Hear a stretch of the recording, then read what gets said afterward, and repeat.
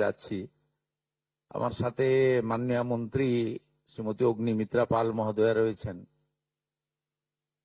যিনি 9 মে যে রাজ্য মন্ত্রিসভা গঠন হয়েছিল মুখ্যমন্ত্রী সহ 6 সদস্যের, সেখানে আমাদের শিশু ও নারী কল্যাণ দপ্তর তার কাছে ছিল প্রাথমিকভাবে, তাই তিনি আজকে আমার সাথে আছেন। এবং পরবর্তীকালে রাজ্য মন্ত্রিসভার সম্প্রসারণে শ্রীমতী মালতী রাভা রায় স্বাধীন দায়িত্বপ্রাপ্ত শিশু ও নারী কল্যাণ দপ্তরের মন্ত্রী হিসেবে দায়িত্ব পান এবং তার নেতৃত্বে বর্তমানে দপ্তর পরিচালিত হচ্ছে, তিনি আছেন। আমার সঙ্গে মুখ্য সচিব সম্মানীয় মনোজ আগরওয়াল, এসসিএস পদমর্যাদার আধিকারিক আমাদের অর্থ সচিব প্রভাত মিশ্র এবং শিশু ও নারী কল্যাণ দপ্তরের প্রধান সচিব মহোদয়া মৌমিতা বসু গোদারা, তিনি আমাদের মধ্যে আছেন। আমি তাদের পক্ষ থেকে আপনাদের অভিনন্দন জানিয়ে, আমি কয়েকদিন আগে বলেছিলাম যে 17 তারিখ থেকে আমাদের তৃতীয় পর্যায়ে অন্নপূর্ণা যোজনার টাকা অ্যাকাউন্টে ট্রান্সফার শুরু হবে। আমরা যেহেতু সংকল্পপত্রে ঘোষণা করেছিলাম, আমরা প্রথম জুন মাসে 28 লক্ষ বেনিফিশিয়ারিকে অনলাইন এবং অফলাইনের মধ্যে দিয়ে আমরা শুধু প্রোগ্রামটা লঞ্চ করিয়েছিলাম। পরবর্তীকালে আমরা নির্দিষ্ট তথ্য এবং ফর্মের ব্যবস্থা করি। এটা করার পিছনে অনেকগুলো কারণ ছিল। প্রথমত, সরকারি টাকা, এই সরকারি অর্থ সঠিক জায়গায় ব্যয় করা উচিত। সরকারি অর্থে নয়ছয় করার বা ফাইন্যান্সিয়াল ইনডিসিপ্লিন করার কোনো অধিকার কোনো মুখ্যমন্ত্রী, মন্ত্রী বা আধিকারিকের নেই। তাছাড়াও বিগত দিনের লক্ষ্মী ভান্ডার বলুন বা আমাদের সরকার আসার পরে অন্নপূর্ণা যোজনা, এটা সম্পূর্ণভাবে মহিলাদের একটি স্কিম। তার বয়স নির্দিষ্ট করা আছে 25 থেকে 60 বছর। সেক্ষেত্রে কোনো পুরুষের বা বয়সের 25 বছরের কম যারা, তারা পাওয়ার যোগ্য হতে পারে না। আমরা বিগত সরকার যখন প্রথম শুরু করে, খুব অনিয়মিত ভাবে প্রায় 9 মাস গেছে 500 টাকা করে ভাতা দিতে, এবং প্রতি মাসেই তাদের সংখ্যা এদিক ওদিক হয়েছে। ফাইনালি নির্বাচনের আগে তড়িঘড়ি করে 2 কোটির আশেপাশে কিছু সংখ্যা হবে, 1,500 টাকা করে ট্রান্সফার করা হয় মাত্র 2 মাসের জন্য। শেষের দিকে ওই এবং সেটা করতে গিয়ে আমরা দেখলাম যে আমরা যদি সকলকেই লিস্টটাকে কনভার্ট করে দিই অন্নপূর্ণা যোজনাতে, তাতে এসআইআর এর নাম বাদ গেছে, ভারতীয় নয় এমন লোকের নাম থাকবে, মৃত লোকের নাম থাকবে, পুরুষদের নাম তাতে থেকে যাবে। সেই কারণে আমরা নতুন সরকার স্বচ্ছতার ভিত্তিতে এই কর্মসূচি দেওয়ার ক্ষেত্রে আমরা ফর্ম চালু করি এবং আমাদের পোর্টাল চালু হয়, এবং জুলাই মাসে দ্বিতীয় পর্যায়ে যখন আমরা 1 কোটিরও বেশি মহিলার অ্যাকাউন্টে নেতাজি ইন্ডোর স্টেডিয়াম থেকে প্রোগ্রাম করে টাকা ট্রান্সফার করি, সেক্ষেত্রেও অনেক অভিযোগ আসে আমাদের কাছে, এবং অনেক মহিলারা বলেন যে আমি যোগ্য কিন্তু আমাকে দেওয়া হয়নি, ইত্যাদি ইত্যাদি। তাই আমরা আমাদের বিডিওদের সাহায্য নিয়ে জেলা শাসকদের নেতৃত্বে হাউস টু হাউস ভেরিফিকেশন যতটা সম্ভব এই সময়ের মধ্যে করি, এবং জুন এবং জুলাই মাসের 31 তারিখ পর্যন্ত পোর্টাল চালু ছিল আবেদনের। এবং এখানে প্রায় 1,70,00,000 বা তার থেকে একটু কিছু বেশি হবে। সংখ্যাটা আমি এই মুহূর্তে ডিটেলসে যাচ্ছি না। তারা আবেদন ইত্যাদি করেন, যার মধ্যে জুলাই মাসের প্রাপকরাও ছিলেন। অনেকের না পাওয়ার অভিযোগও ছিল, সংখ্যা অনেক। আবার অনেকের বক্তব্য ছিল যারা পাওয়ার যোগ্য নয় তাদের দিয়ে দেওয়া হয়েছে। তাই আমরা মোটামুটি একটা ভেরিফিকেশনের কাজ করছি, যে কাজ আগামীকাল পর্যন্ত আমাদের চালাতে হবে। এর মধ্য দিয়ে ইতিমধ্যে যারা ভেরিফাইড হয়েছেন, সংখ্যাটা অনেক, গত মাসের থেকেও অনেক বেশি, তাদের অর্থ দপ্তর 17 তারিখ থেকে এত বিরাট এলাকা, বিরাট টাকা, 2-3 দিন লাগবে, অ্যাকাউন্টে ট্রান্সফার তারা করতে থাকবেন। এটা প্রতি মাসে হবে না, প্রতি মাসেই যারা ভেরিফাইড হলেন তারা মাসের দ্বিতীয় সপ্তাহে, আমি দেখছিলাম কিছুজন 1 তারিখ থেকেই বলতে শুরু করেছেন কখন ঢুকবে কখন ঢুকবে। মানে এরা মূলত আমাদের ভোট দেয়নি, আমাদের পরাজয় দেখতে চেয়েছিলেন। খুব কষ্ট হচ্ছে ওদের, কিন্তু আমরা সরকারি টাকা নয়ছয় করতে দেব না, আর যোগ্য প্রাপকদের চিহ্নিত করেই দেব। এবং আমরা এক্ষেত্রে কমিটেড। অর্থাৎ যে চুরি দুর্নীতি হয়েছে, যেমন বিগত দিনে আধার লিঙ্ক অ্যাকাউন্ট নম্বর দেওয়া হয়নি, সেলফ ডিক্লিয়ার অ্যাকাউন্ট নম্বরে দেওয়া হয়েছে। এর ফলে মহিলার টাকা পুরুষ পেয়েছে, অন্য লোক পেয়েছে, এখন গ্রেপ্তার হয়েছে বহু মানুষ। এই সব আছে, ডিটেলসে তো বলা যাবে না। আমরা মোটামুটি, আপনারা আমাদের শিশু ও নারী কল্যাণ দপ্তরের, এটা হচ্ছে নোডাল এজেন্সি, ইমপ্লিমেন্টিং এজেন্সি, তাদের 19/5/2026 তারিখে 2411-WCD নম্বর বিজ্ঞপ্তির মাধ্যমে তারা একটা মোটামুটি এসওপি দেয়, তার ভিত্তিতেই ভেরিফিকেশন হয়েছে। এবং এই ভেরিফিকেশনে যারা যোগ্য বিবেচিত হয়েছেন, বৈধ হয়েছেন, তাদের অর্থ 17 তারিখ থেকে প্রদান করা হবে। এর পরেও আমরা একটা অভিযোগ পোর্টাল রাখব, যে অভিযোগ পোর্টালে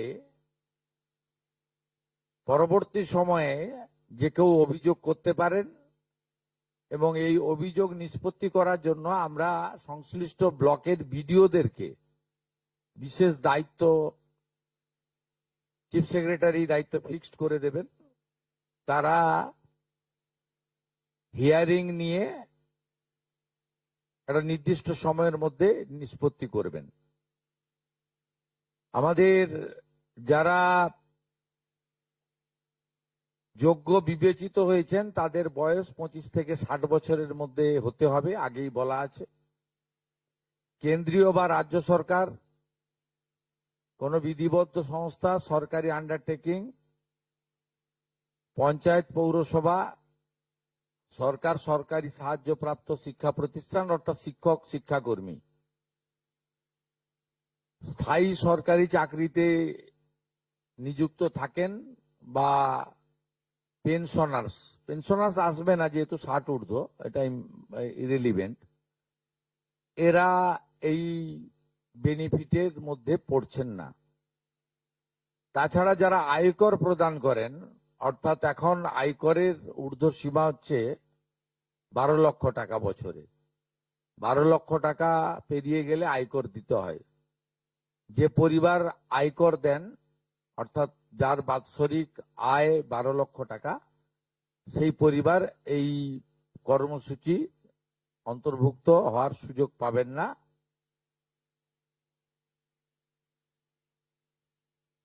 এবং যে মহিলা নিজে 10,000 টাকার বেশি নিজে উপার্জন করেন মাসে, তাকেও এর বিবেচনার মধ্যে প্রাথমিকভাবে আনা হয়নি। কিন্তু এক্ষেত্রে যারা ক্যাজুয়াল কন্ট্রাকচুয়াল মানে বাড়ির পুরুষ মানুষরা, তাদের বাড়ির পরিবারের স্ত্রী বা অন্যরা বিবেচিত হবেন।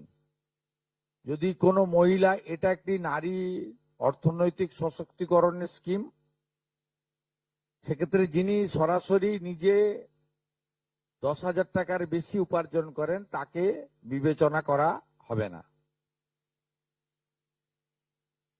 25 থেকে 60-এর মধ্যে যারা 3,000 টাকার কম ভাতা পান, ধরুন উইডো পেনশন 1,500 টাকা এই মাস থেকে হয়েছে, গত মাস পর্যন্ত ছিল 1,000 টাকা, তাদেরকে হায়ারটা দেওয়া হচ্ছে, 3,000 টাকাটাই দেওয়া হচ্ছে অন্নপূর্ণা যোজনাতে। এই ধরনের যত স্কিম 25 থেকে 60 মহিলাদের রয়েছে, যারা 3,000 টাকার কম পান বিভিন্ন ভাতা, তাদেরকে 3,000 টাকার অন্নপূর্ণা যোজনার ভাতাটাই দেওয়া হচ্ছে। এক্ষেত্রে দুটি ক্ষেত্রে আমরা শিথিল করছি। একটা হচ্ছে দিব্যাঙ্গ ভাতা যারা পান তারা দুটো ভাতাই পাবেন। তারা দিব্যাঙ্গ ভাতা যেটা আগস্ট মাস থেকে 1,500 হয়ে যাবে সেটাও পাবেন, অন্নপূর্ণা যোজনা 3,000ও পাবেন, শুধুমাত্র ফিজিক্যালি চ্যালেঞ্জদের ক্ষেত্রে। আর পিএম কিষাণ সম্মান নিধির ক্ষেত্রে, এই দুটি ক্ষেত্রে আমরা এটাকে শিথিল রাখছি। এছাড়াও এর আগে যেটা অনেক মহিলার নাম বাদ চলে গেছিল, 3 কক্ষ বিশিষ্ট বাড়ি, এটা গ্রামের ক্ষেত্রে এক্সাম্পট করে দেওয়া হয়েছে। গ্রামের ক্ষেত্রে কোনো বাড়ির সংখ্যা রাখা হয়নি, শিথিল করে দেওয়া হয়েছে। অর্থাৎ গ্রামীণ এলাকার মহিলারা এবারে আরো বেশি সংখ্যায় সুযোগ পাবেন। তাদের ক্ষেত্রে, গ্রামীণ ক্ষেত্রে 3 কক্ষ বিশিষ্ট বাড়ি, যেটা জুলাই মাসে ওই ক্রাইটেরিয়াটা থাকার কারণে অনেকে বঞ্চিত হয়েছেন, এবারে আর বঞ্চিত তারা হচ্ছেন না। এবং শুধুমাত্র জমির পরিমাণের ক্ষেত্রেও যে 7টি কর্পোরেশন রয়েছে, সেখানে শুধুমাত্র 50 ডেসিমেলের বেশি জমির মালিকানা যারা কর্পোরেশন এলাকা, কলকাতা হাওড়া কর্পোরেশন এলাকা 7টি, পৌর এলাকা এবং গ্রামীণ এলাকাতে ছাড় দেওয়া হয়েছে জমির পরিমাণের ক্ষেত্রে। এর ফলেও আরো অধিক সংখ্যক মহিলা, গ্রামীণ মহিলারা বিশেষ করে, এবারে আপনার অর্থ পাওয়ার ক্ষেত্রে সুযোগ পাবেন। আমরা সরকারি অর্থ, নারী সশক্তিকরণ, নারীর অর্থনৈতিক ক্ষমতা বৃদ্ধি, এই লক্ষ্য রেখে প্রকৃত প্রাপকদেরকে আমরা দেব। এবং প্রাথমিকভাবে সংখ্যাটা 17 তারিখে মাননীয় মন্ত্রী মালতী রায় মহোদয় আপনাদের জানিয়ে দেবেন। 17 তারিখ বিকেলে। আমি সংখ্যাটা বলছি না, কিন্তু যে কয়েক লক্ষ মহিলা তারা জুলাই মাসে অর্থ থেকে বঞ্চিত হয়েছিলেন, এই 3 কক্ষ বিশিষ্ট বাড়ি বা জমির পরিমাণ ইত্যাদির কারণে তাদের ম্যাক্সিমামটাই এবারে আমরা সংযুক্ত করে দিয়েছি। তাই আমি বিশ্বাস করি যে আগস্ট মাসে প্রদেয় অর্থে 100% না হলেও 99% প্রকৃত প্রাপকদের হাতে আমরা পৌঁছে দিতে পারবো। এবং এর সাথে সাথে অভিযোগ পোর্টালও চালু করে দেবেন।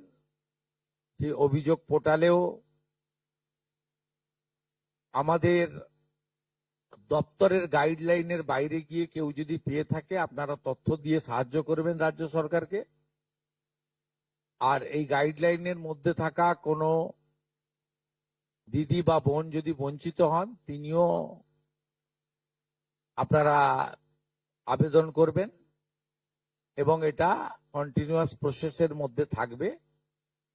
এবং আমরা বিশ্বাস করি আগস্ট মাসে যে তালিকা হবে এই তালিকা আপনারা সবাই অ্যাপ্রিসিয়েট করবেন এবং প্রত্যেক মাসে দ্বিতীয় সপ্তাহে, যেহেতু সরকারের নিজস্ব তহবিল থেকে এটা দিতে হবে এবং টাকার অ্যামাউন্টটাও খুব বড়, অ্যামাউন্টটা যথেষ্ট বড়। আমরা নিজেরাই 17 তারিখে ট্রান্সফার হওয়া টাকার সঙ্গে 3000কে গুণ করলে নিজেরাই দেখতে পাবেন যে কত বিরাট পরিমাণ অর্থ সম্পূর্ণ পশ্চিমবঙ্গ সরকারের অর্থ থেকে দেওয়া হচ্ছে। আমরা অর্থ দপ্তরের সঙ্গে কথা বলেছি, তারা বিগত দিনেও যে সরকারের 500 প্রথম, পরে 1000, 2 মাসের জন্য 1500 যে স্কিম ছিল তাতেও মাসের দ্বিতীয় সপ্তাহে দিতেন মোটামুটি 10 থেকে 15 তারিখের মধ্যে। এক্ষেত্রেও প্রত্যেক মাসে 10 থেকে 15 তারিখের মধ্যে যারা বৈধ প্রাপক হিসেবে চিহ্নিত হলেন তারা পেয়ে যাবেন। এইটা ক্লিয়ার করলাম এবং আপনাদের সরকার আপনাদের পাশে আছে।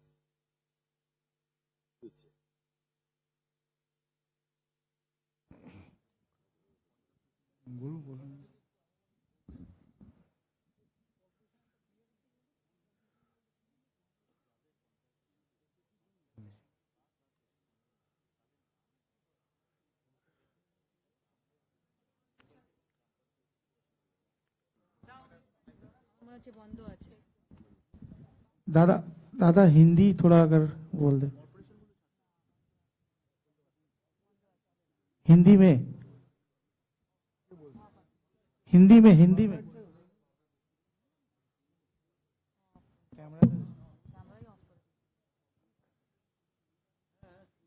दादा हिंदी में थोड़ा अगर 2 लाइन बोल। প্রশ্ন আছে?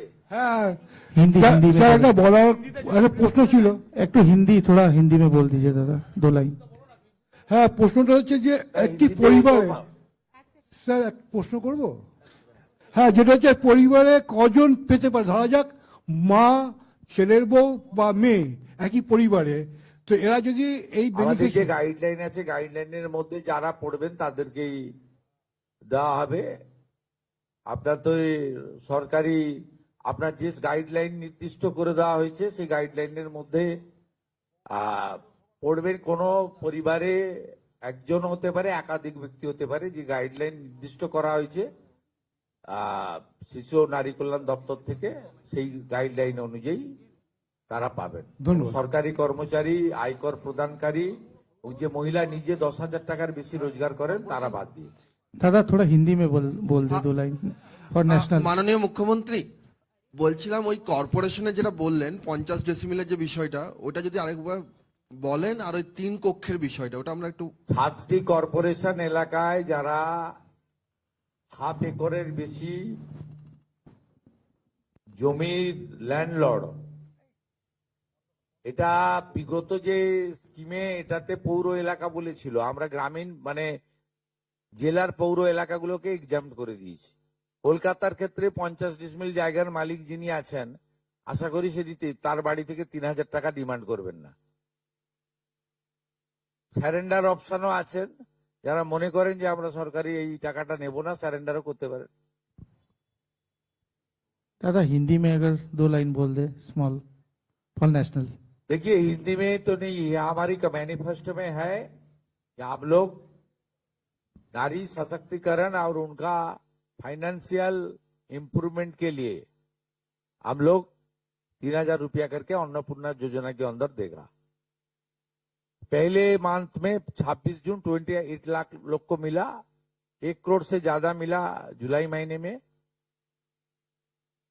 इस महीने में 17 अगस्त से हमारी जो गाइडलाइन क्राइटेरिया है उसके ऊपर जो वेरिफिकेशन हुआ है, 10 जुलाई तक वेरिफिकेशन पूरा कंप्लीट हो गया है।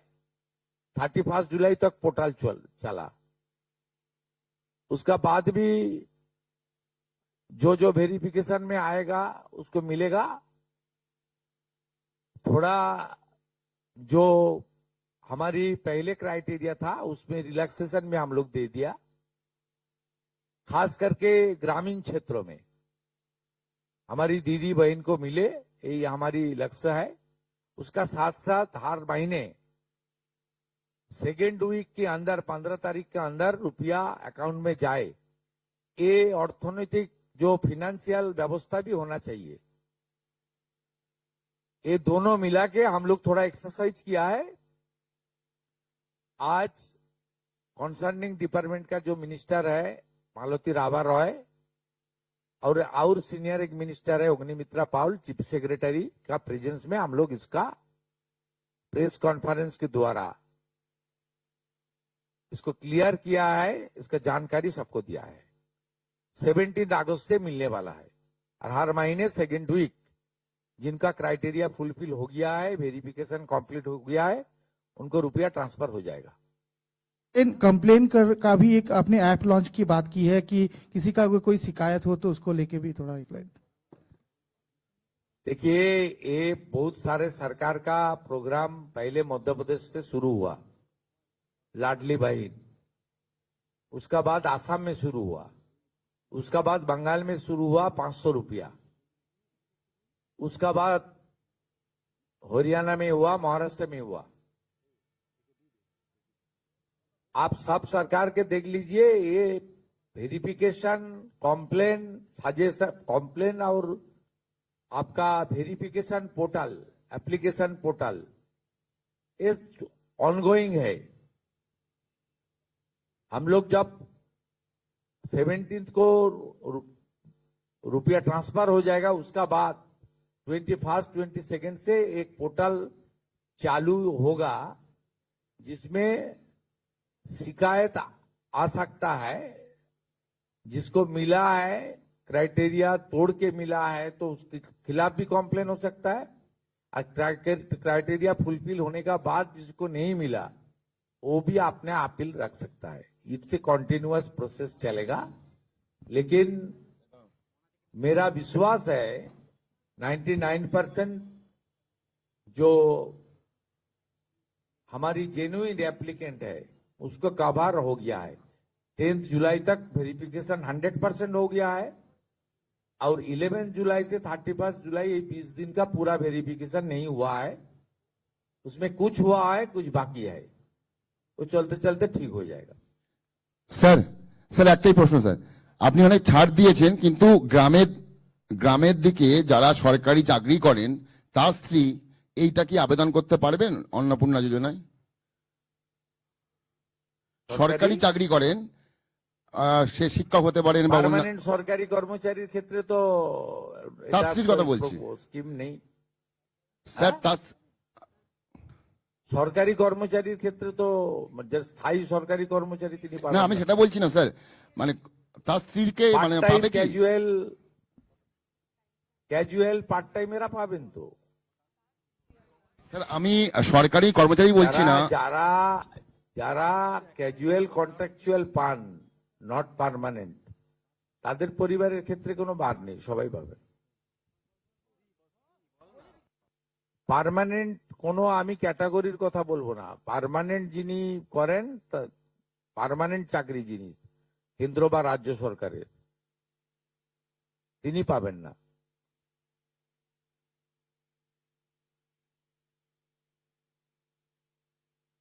ওনার ভাই স্ত্রী পেতে পারেন, ওনার বাড়ি, ওনার বোন পেতে পারেন, কোনো রেস্ট্রিকশন নেই। আপনার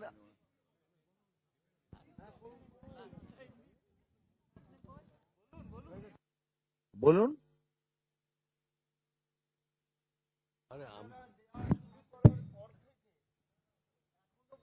গভর্নমেন্ট ফান্ড কত খরচ হয়েছে আর কত হতে পারে আপনারা দেওয়া গুণিতক করে দেবেন।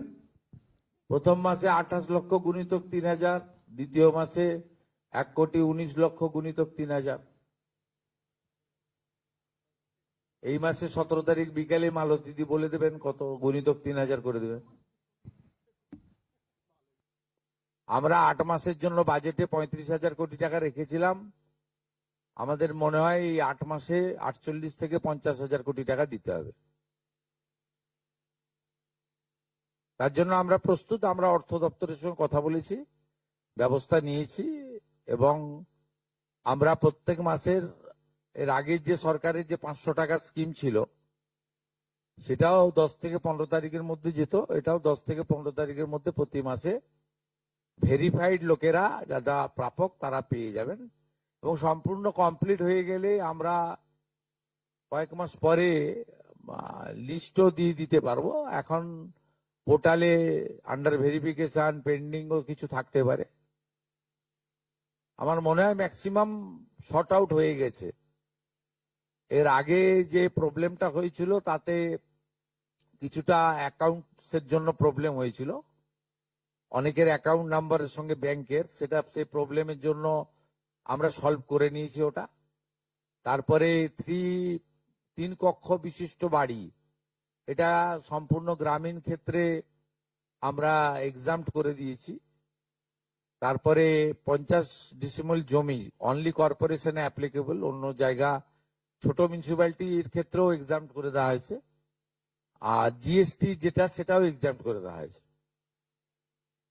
অতএব অনেকগুলোই এক্সাম্পট করে দেওয়া হয়েছে। আমার মনে হয় ম্যাক্সিমাম লোকজন কভার করে যাবেন। তারপরেও যদি কেউ থাকবেন, অভিযোগ পোর্টাল থাকবে, সব সরকারে আছে।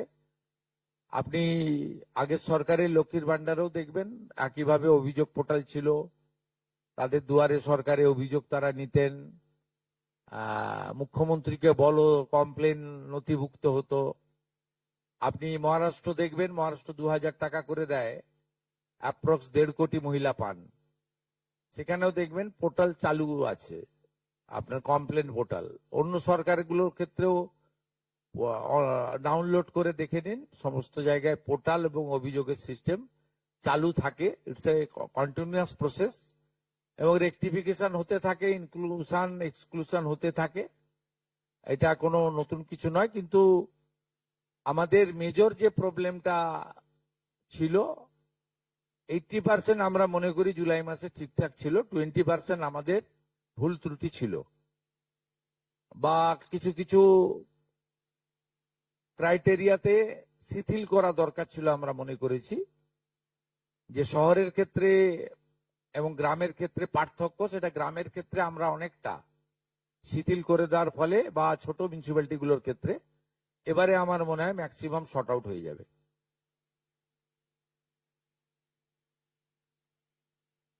Thank you.